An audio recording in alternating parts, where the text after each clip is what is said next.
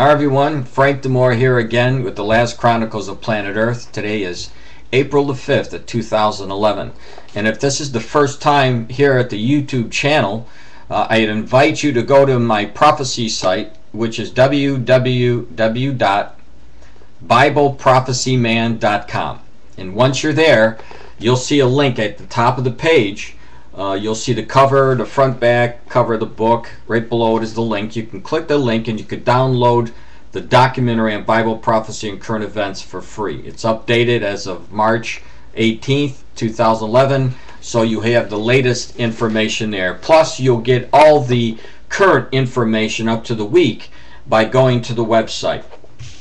Now, I'd like to cover some prophecies that have been in the news as of late that are really important, that we should be watching for. Keep this on mind.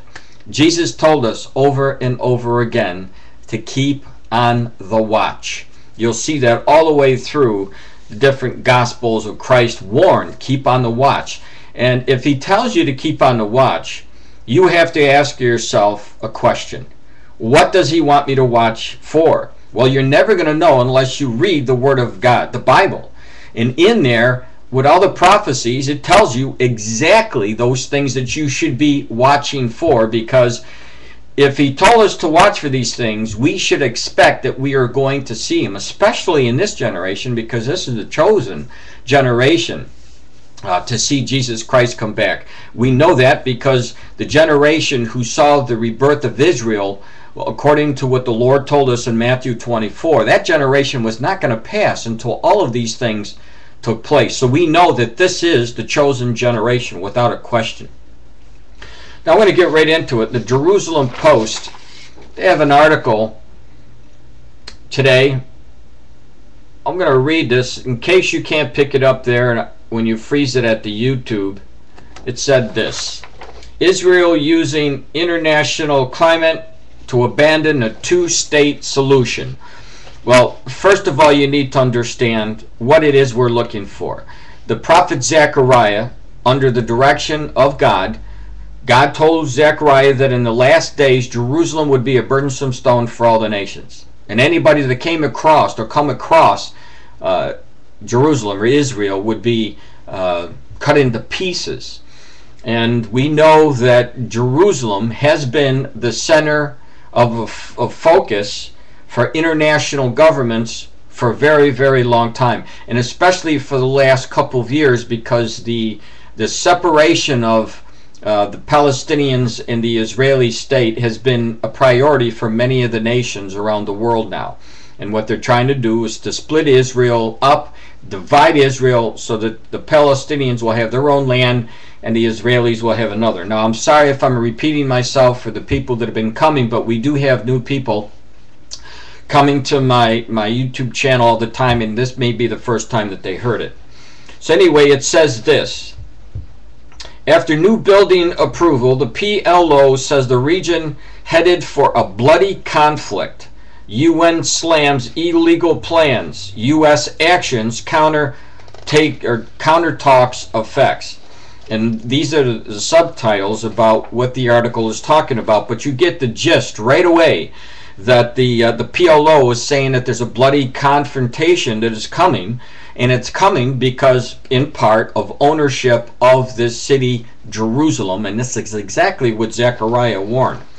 It goes on to say this: the PLO Executive Committee on Tuesday accused Israel of exploiting the global climate to abandon the two-state solution, according to the Palestinian news agency.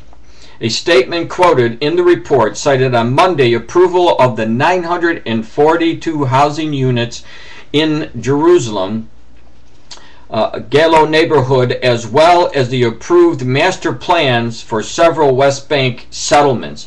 And so what happened here is the Israelis approved this 942 unit housing unit, and also some units in the West Bank. Now, these are areas that the Palestinians believe that that's their area, and that's the area that they want to make this new Palestinian state, divide Israel.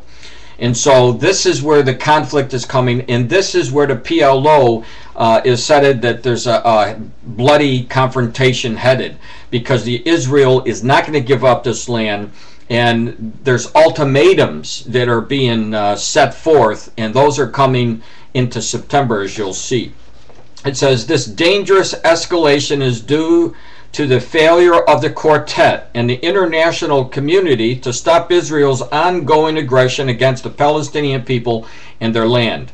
Now, the quartet are the 4 different entities in the Middle East that are going to try to make a peace agreement, or to try to even get the new peace talks going again. And the quartet would be the European Union, the United States, Russia, and the UN. So we have different people trying to get the stalled peace process going again, but it's not working. And this is what the Palestinians are addressing. It says the region is headed towards a bloody conflict with an unpredictable outcome. Now, there is a predictable outcome. The Palestinians don't know this because they don't believe in the Bible, and I don't believe they even read the Bible. And those that did read the Bible would understand, at least we would hope that they would understand, that God would be talking to them about Psalm 83. And because that's the predictable battle that's going to eventually take place. We are told that in Scripture.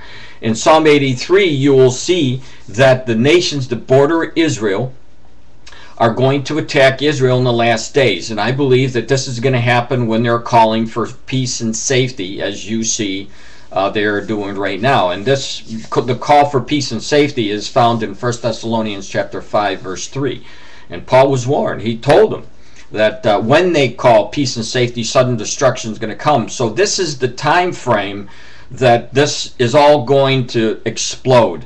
And we see that the fuse has already been lit in the Middle East, especially between the Palestinians and the Israelis, and now the Syrians, and all of these, and you'll find out in Egypt too, which are all mentioned in the Psalm 83 war.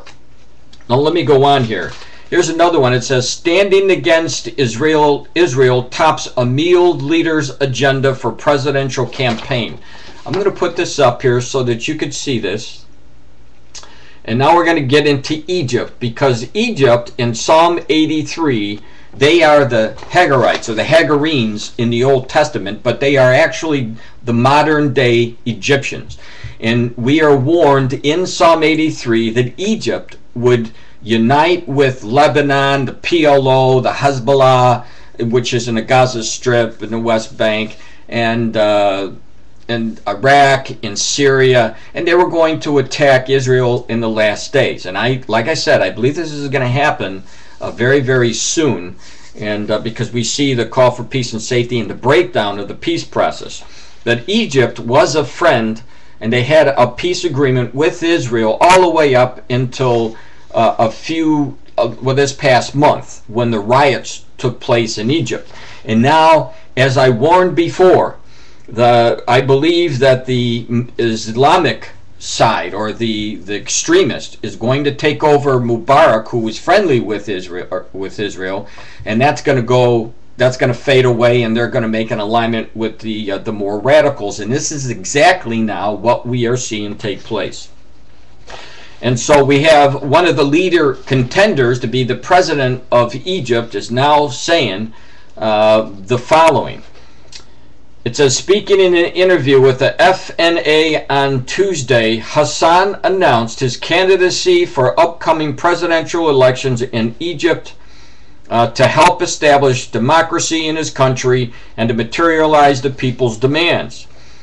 It says the Amil Secretary General further noted his campaign agenda, and this is where it gets important, and said that if elected as Egypt's president, his working agenda would be in full harmony with the people's demands and shouted in the streets in Cairo and other cities in January 2000 or January 25th revolution. Hassan said confrontation against the Zionist plans in occupied Palestine, among others, is the top priority on the scene for the foreign policy. In other words, he is focusing on this problem, the Palestinian problem with Israel, and he is going to try to resolve this problem. And they've already said that they would actually attack Israel if Israel went to war against Lebanon, because Lebanon and Israel have been throwing mortars at each other, and there's many conflicts in the past couple of weeks. He said he viewed Egypt's relations with the Zionist regime is detrimental to his country, unlike Mubarak. So you see the shift, the Middle East puzzle coming together in these last days, and it's getting very, very heated over there. It says Egypt would no more be subordinate or dependent on the Zionist regime the same way that we would support the Palestinian nation until materialization of other righteous demands. So essentially what they're saying is they're gonna under this new president, they would actually enforce the Palestinian state, and they would move to actually try to do this. He said contents and clauses of the agreements signed between Egypt and Israel will certainly be revived. In other words, they probably will be canceled out, because you're going to end up with again, an extremist Islamic group going in there, and they are going to be going after Israel. And it is all focused primarily on the ownership of East Jerusalem and the land. And this is, again, exactly what Zechariah the prophet told us. So I'm going to be continuing on here. Well, I have a few minutes here. It says, September deadlines loom for Israel as Perez and Obama will meet. This is an article that just came out with the Christian Science Monitor, and it's talking about, as you can see, Hillary Clinton is sitting down with Perez from Israel, and they're talking about, again, the month of September, because in the article it's talking about Barack Obama's he set down September of 2011 as the final date for peace process. And this is, again, September, that the Palestinians are trying to get the United Nations to arbitrarily say that the Palestinian is now a state and force Israel into a two-state solution. And what I mean by force, they would probably actually move military people in there and demand that they do this. And if they did that, you would for sure see the Somme War by September, if that did actually take place. It says Obama had set September goal for some kind of Middle East agreement with the Palestinians, now weighing the declaration of a state. Israel's Shimon Peres has such to discuss at the White House. So he's going to the White House to discuss with Hillary Clinton. Secretary of State Hillary Clinton meets with President Shimon Peres at the Blair House in Washington on April 4th.